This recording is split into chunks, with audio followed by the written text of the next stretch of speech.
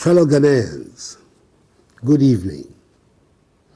This is the third time in the last 10 days that I've come into your homes to give you an update on the progress of our fight against the coronavirus pandemic.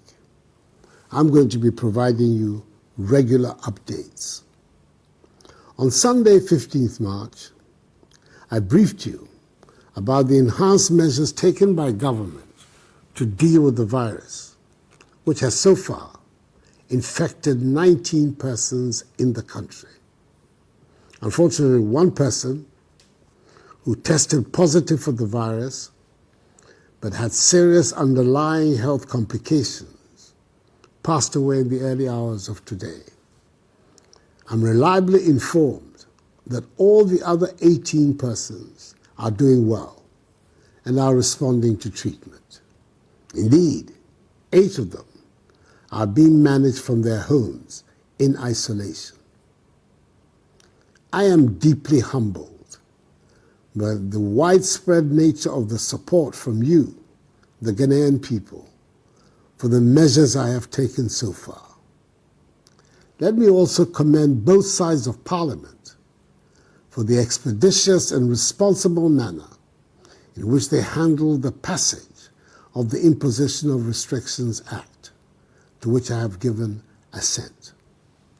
This morning, I chaired the daily interministerial committee meeting on our coronavirus response to review the current position. I'm encouraged by the numbers of Ghanaians who are observing the prescribed social distancing and enhanced hygiene protocols announced earlier.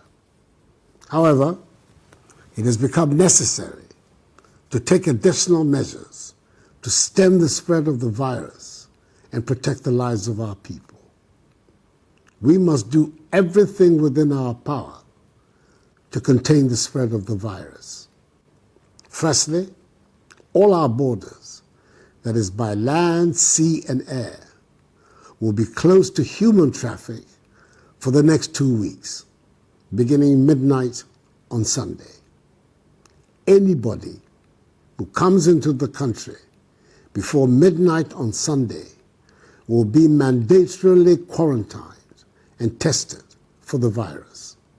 This closure will not apply to goods, supplies, and cargo. Secondly, the Ministry of Health will not only step up its contact tracing efforts, but will also see to it that all persons who have been identified as having come into contact with infected persons are tested for the virus. More personal protection equipment are being procured to beef up supplies for our frontline health workers. 50,000 additional test kits have been ordered and are expected in the country very shortly. Thirdly, the Ministry of Health is mobilizing new and retired healthcare professionals to augment our preparedness in dealing with the possible surge in infections. It is heartening to hear of the numbers of retired healthcare professionals who have stepped forward to offer their services. Just as it is to note the Ghanaian entrepreneurs who have responded to this crisis by producing greater quantities of sanitizers and Veronica buckets. Let me reiterate my appeal to members of the pharmaceutical industry to scale up their domestic production of pharmaceutical products. Government will do its best to support them. As I've stated before, there will be a constant review of the measures announced and, if necessary, enhanced.